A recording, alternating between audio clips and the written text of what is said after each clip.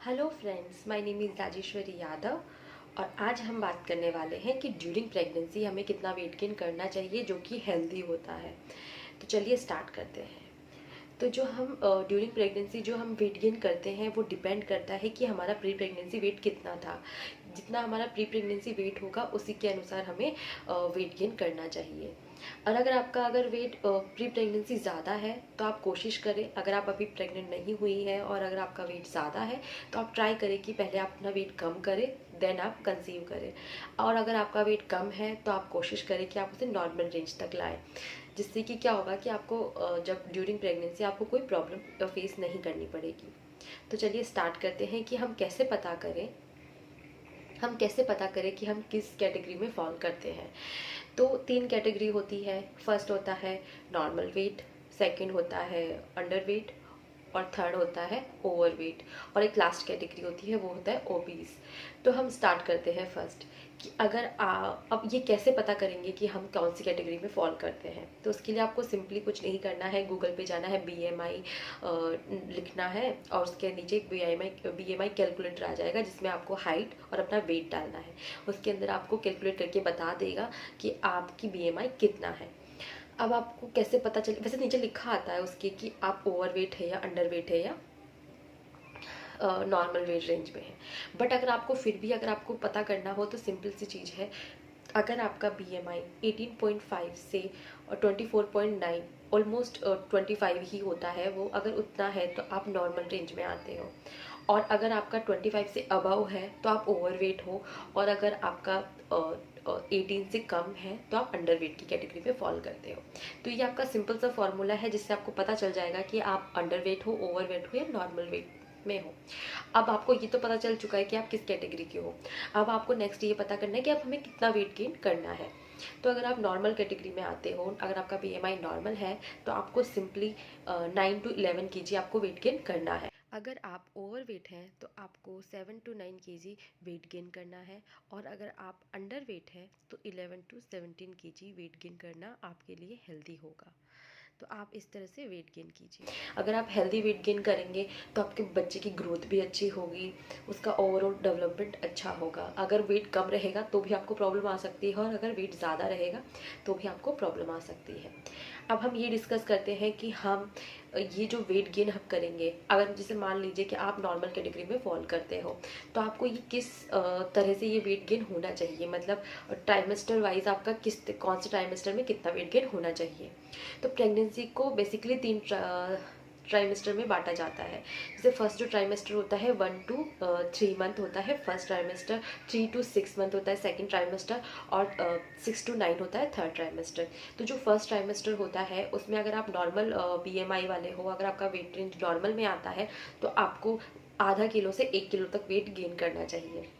अब ये भी वेरी करता है, कुछ लेडीज़ को वेट बढ़ता नहीं है बल्कि और लूज़ हो जाता है।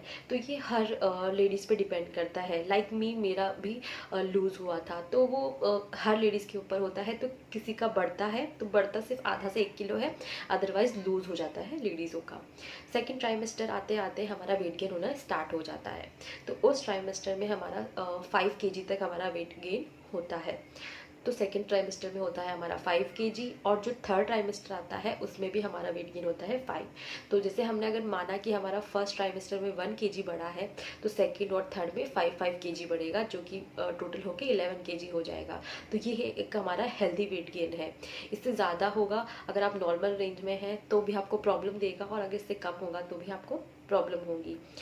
तो चलिए अब हम ये बात करते हैं कि अगर हमारा वेट ज़्यादा है, जितना हमारा वेट गेन होना चाहिए, अगर उससे ज़्यादा है तो हमें क्या क्या प्रॉब्लम्स आ सकती हैं।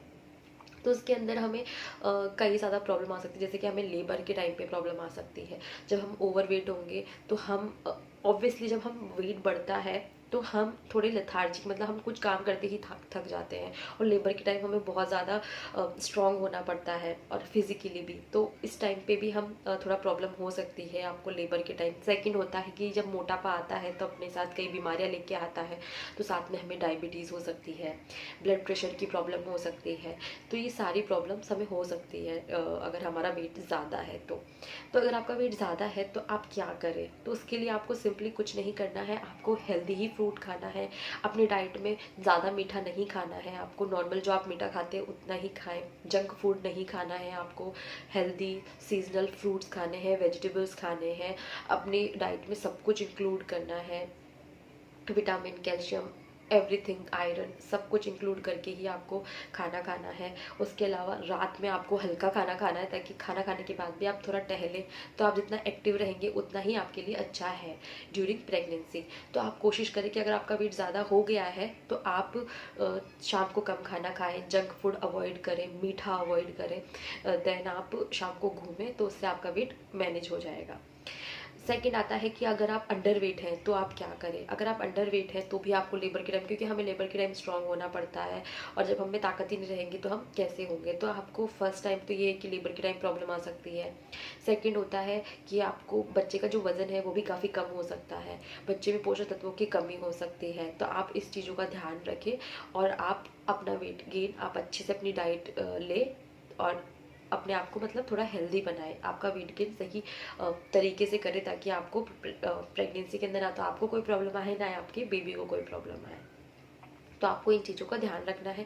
साथ ही अपने सप्लीमेंट्स को लेना बिल्कुल नहीं भूलना है, क्योंकि हमारे बेबी जो बन रहा होता है उसको बहुत ज़्यादा ज़रूरत होती है, और हम नहीं चाहते कि हमारे बेबी को कोई प्रॉब्लम हो। तो आप सारे जितनी भी आपकी दवाइयाँ हैं उनको टाइम पर लें। अब नेक्स्ट आता है कि हमें अपनी डाइट में क्या क्या इंक्लूड करना चाहिए जिससे कि हमारा वेट गेन हेल्दी तरीके से हो। तो आपको सिंपली है कि आपको सीजनल फ्रूट्स खाने हैं, आपको सीजनल सब्जियां खानी है, जितनी भी वेजिटेबल्स होते हैं, ग्रीन जो लीफी वेजिटेबल्स होते हैं वो खाने हैं आपको। जैसे आपको अपने डाइट में नट्स भी ज़रूर इंक्लूड करने हैं, आपको अपनी डाइट में घी भी करना है, लेकिन हर चीज़ एक मॉडरेट में होना चाहिए, मॉडरेशन में होना चाहिए। कोई भी ऐसा नहीं कि कोई चीज़ आप ज़्यादा कर दिया, आपने बहुत ज़्यादा घी खा लिया तो आपने वैसे ही बहुत ज़्यादा पुट ऑन कर लिया, तो वो आपके लिए अनहेल्दी हो जाएगा। तो आपको सिंपली आपकी डाइट में सब कुछ इंक्लूड करना है, बट हर चीज़ मॉडरेशन में। आपको जंक फूड बिल्कुल अवॉइड करना है, आपको बाहर का खाना तो बिल्कुल नहीं खाना है, बाहर की जो तली हुई चीज़ें होती है वो बिल्कुल नहीं खानी है, क्योंकि जो बाहर जो भी वो चीज़ फ्राई करते हैं वो एक ही तेल को पता नहीं कितनी बार फ्राई करते हैं। तो आप कोशिश करें कि आप प्रेगनेंसी के अंदर तो कम से कम बाहर की जो डीप फ्राइज चीज़ें, डीप जो फ्राई करी हुई चीज़ें होती हैं वो ना खाएं, क्योंकि वो अनहेल्दी होती है। मन बहुत करता है लेकिन नहीं खाना चाहिए, वही चीज़ आप घर पे बना के खा लें, वो ज़्यादा आपके लिए अच्छा होगा। तो आप इस चीज़ का भी ध्यान रखें। आप नारियल पानी अपनी डाइट में इंक्लूड करें, ज़्यादा से ज़्यादा पानी पिए, जितना ज़्यादा आप पानी पिएंगे उतना ज़्यादा आपके लिए अच्छा होगा, ताकि आपको डिहाइड्रेशन फील नहीं होगी। तो वो भी एक अच्छा तरीका है।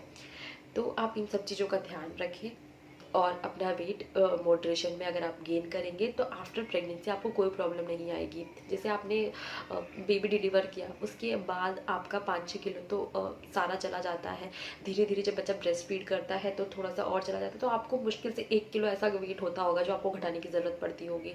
आप अपनी डाइट से वो भी कम कर सकते हैं। तो आपको अगर आप हेल्दी तरीके से वेट गेन करेंगे तो आपको वेट लूज़ करने में कुछ ज़्यादा मेहनत नहीं करनी पड़ेगी। आपको लगेगा कि यार बहुत अच्छे से लूज़ हो गया। तो आप कुछ ना करें, अपनी डाइट पे ध्यान दें, और अगर आप हेल्दी तरीके से वेट गेन करेंगे तो लूज़ करना आपके लिए उतना ही ईजी होगा। तो ये थी आज की वीडियो। अगर आपको ये वीडियो अच्छी लगी हो तो मेरे चैनल को ज़रूर सब्सक्राइब कीजिए, और लाइक करना बिल्कुल नहीं भूलना। Thank you.